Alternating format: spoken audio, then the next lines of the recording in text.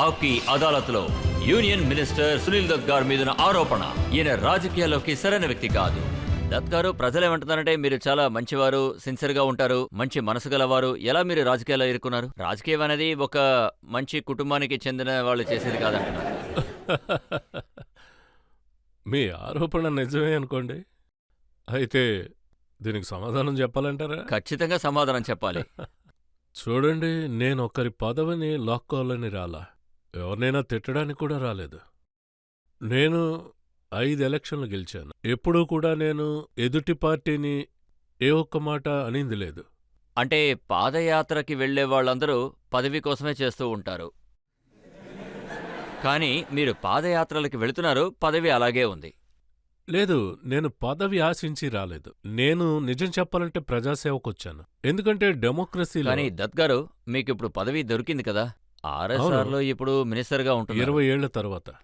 ఈ 20 ఏళ్లు వెయిట్ చేసినా కూడా మీకు కోపం రాలేదు. అసలు అవును. విషయం ఏంటంటే ఇలాంటి వాళ్ళు రాజకీయాల్లో ఉండకూడదు. లేదు లేదు, అలాంటిదేమీ లేదు. నా వరకు అయితే డాక్టర్ అవ్వాలనుకున్నా, కానీ 10th చదివితే కుదురుద్దా? అలా గనుక డాక్టర్ అయితే ఏం చేయలేరుగా. ముంబైలో రైట్స్ జరిగినప్పుడు అవును మీరు మెంబర్ ఆఫ్ పార్లమెంట్ గా ఉన్నారు. మీ పార్టీ ప్రభుత్వమే అప్పుడు పవర్లో ఉంది. స్టేట్ లో కూడా మీ పార్టీనే పవర్లో ఉంది. మీరు పదవి నుంచి తప్పుకున్నారు. అవును, తప్పుకున్నా, పదవి వదిలేసొచ్చా. తప్పులెన్నో జరుగుతూ ఉంటాయి. 15 రోజులు అలా రైట్స్ జరుగుతూ ఉంటాయి. కర్ఫ్యూ ఉంటుంది, ప్రజలు చనిపోతారు. ఇప్పుడేంటంటే లా అండ్ ఆర్డర్ సరిగా లేకపోతే గవర్నమెంట్ అని ఏం ప్రయోజనం? అందుకే రిజైన్ చేశాను. ఆ తర్వాత 1985లో స్లమ్ డ్వెల్లర్స్ కోరిక లేపినప్పుడు ప్రభుత్వం మీరు చెప్పింది వినలేదు. మీ పార్టీ ప్రభుత్వమే నడుస్తూ ఉంది, మీరు దాన్ని వ్యతిరేకించి పోరాటం చేశారు. అవును, ఖచ్చితంగా. ఎందుకు చేయకూడదు? నా ఉద్దేశం ప్రజల శ్రేయస్సు కోసం నేనేదో ఒకటి చేయాలనే. డెమోక్రసీలో ప్రజల కోసం ఏదో సేవ చెయ్యాలి. నేనున్న ప్రభుత్వంలో తప్పు జరిగితే దాన్ని ఒప్పుకోకపోవడం అనేది చాలా తప్పు. ప్రభుత్వం తప్పు చేస్తోందంటే ఆ విషయం నేను వాళ్ళకి చెప్పాలి. ఇక్కడ తప్పు జరుగుతోంది, అది ప్రజలకెదురుగా. మనం ఏం చేయాలన్నా ప్రజల శ్రేయస్సు కోసం చేయాలి. సొంత పార్టీకి వ్యతిరేకంగా మాట్లాడారంటే వాళ్ళని రాజకీయాల్లో అన్ఫిట్ అని అంటారు. పార్టీ అనేది అది వేరే విషయం. పార్టీ అనేది ప్రజలు నమ్మితేనే ఆ కదా. పార్టీ మిమ్మల్ని ఎంపీ చేశారు, సీట్ ఇచ్చారు. పార్టీ నాకు సీట్ ఇచ్చింది, కానీ నాకు వాళ్లే కదా ఓటు వేసేది. ఇక్కడున్న ప్రజలు.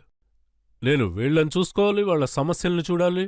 అలా చూడకపోతే నాకు సీట్ వచ్చిన ప్రయోజనం ఏముంటుంది? నేను సూటిగా ఒక విషయం చెప్తా. ప్రజల సమస్యల్ని నేను ప్రభుత్వం దృష్టికి తీసుకురాకపోతే నేను పార్టీలో ఉండి ప్రయోజనం లేదు, నాకు సీట్ అవసరం లేదు. నేను ఈ విషయం చెప్పా. ఆ రాజకీయాల్లో మీరు సిన్సియర్గా ఉన్నందువల్లే 15 నెలలు మీ అబ్బాయి జైల్లో ఉండాల్సొచ్చింది. ఉండొచ్చు. జీవితంలో జరిగే కొన్ని సంఘటనలు కొన్ని మర్చిపోవాలి గదా. వాటినెవరికీ దండోరా వేసి చెప్పలేదు, ఏమీ చేయలా. ఆ బాధ్యత నా భుజాల మీదకి నేనెత్తుకున్నా. తను ఆ విధంగా చేశాడు, కాని ఎప్పుడూ అలా చేయడం కుదరదుగా.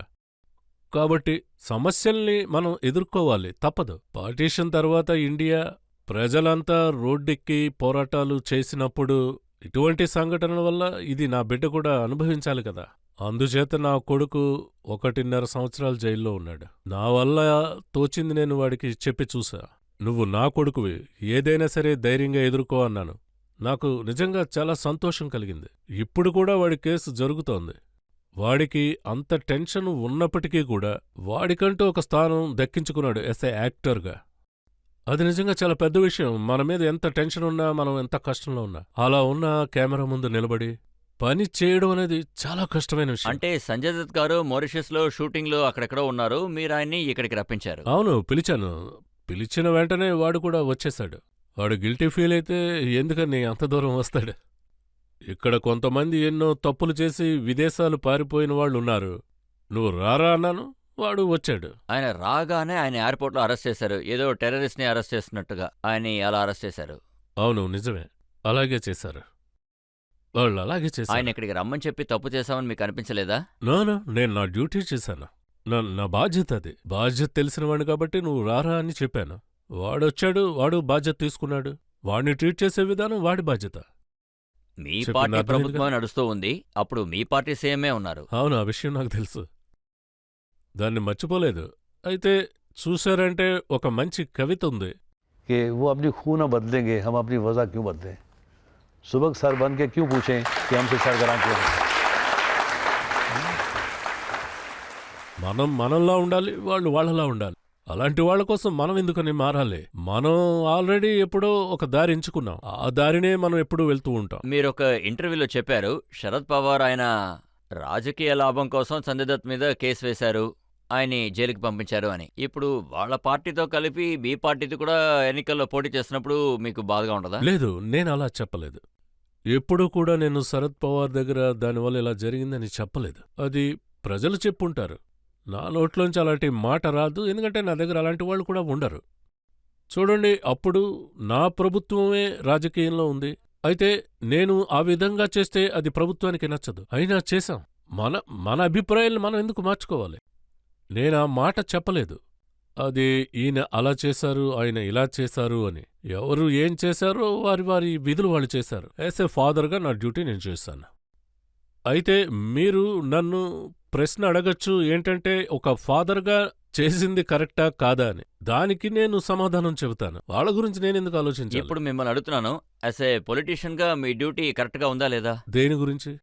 ఏదైనా ఒక పొలిటికల్ లీడర్ ఉంటే వాళ్ళ పార్టీ చీఫ్ మినిస్టర్, ఆ పార్టీకి చెందిన వాళ్ళు ఆ టైంలో ఇలాంటి ఒక కేసు వచ్చిందంటే పార్టీకి వ్యతిరేకంగా పోరాడతారా లేదా పార్టీ వదిలి వెళ్ళిపోతారా? ఎందుకు? సంజయ్కి ఇలా జరిగినప్పుడు అదే నా కొడుక్కి అప్పుడు కాంగ్రెస్ గవర్నమెంటే కదా ఉంది. ఇండివిజువల్ డోంట్ మ్యాటర్, పార్టీ కదా ముఖ్యం. అప్పుడు నేను కాంగ్రెస్ను వదిలి రాలేదే. అప్పుడు కూడా నేను కాంగ్రెస్లోనే ఉన్నాను. నేను కాంగ్రెస్లో ఒక వ్యక్తిగా కాదు, సిద్ధాంతాలు తెలిసినవాడిగా ఉన్నాను. అయితే ఈ బాధ్యత ఎవరిదంటారు? కేసు వేశారు, జైల్లో ఉండాల్సొచ్చింది, ఇంకా కేసు నడుస్తుంది, దీనికి బాధ్యత ఎవరో చెప్పండి. దాన్ని మీకు ఎలా చెప్పాలంటే, అది ఒక తలరాత అనొచ్చు. జీవితంలో ఇలా రాసిపెట్టుంది, అది ఆ విధంగా జరిగింది. ఎవరు మాత్రం ఏం చేసినా ఆపగలరు? అలా జరగాలని రాసిపెట్టుంది ఎవరు ఆపగలరు? తలరాత ఆ విధంగా ఉంది. నీకిలా జరుగుతుంది, నీ కొడుకు జైలుకు వెళ్తాడు, నువ్వు అనుభవించాలి. అన్నిటినీ నేను ఒప్పుకుంటా. నేను ఎవరిమీద నిందలు వేయలేదే. అలా వేస్తే నాకేం దొక్కుతుంది? ఏం దొక్కుతుంది చెప్పండి? అంటే కనీసం ప్రజలైనా నిజమేంటో తెలుసుకుంటారు కదా. ప్రజలకది తెలుసు. ప్రతిసారి నేను మీకు చెప్పక్కర్లేదు. వాళ్ళకి బాగా తెలుసు నేనేంటో అనేది. నాకు, నా భార్యకి దేశం అంటే ఎంత అభిమానమున్నదో అన్న సంగతి. జీవితం మొత్తం పూలబాటగా ఉంటుందని ఎలా అనుకుంటాం? ముళ్ళు కూడా ఉంటాయి. సడన్గా ముళ్ళొస్తే నడవడం కష్టం. కానీ మీ జీవితంలో ఉన్నన్ని ముళ్ళు ఎవరి జీవితంలోనూ ఉండుండదు. అవును, అది నిజమే. అయితే దానికి ఒక కవిత ఉంది. कि कांटों से भी निभा के जा रहा हूं मैं, है नहीं? అన్నిటినీ దాటుకునే వెళ్ళాలి కదా.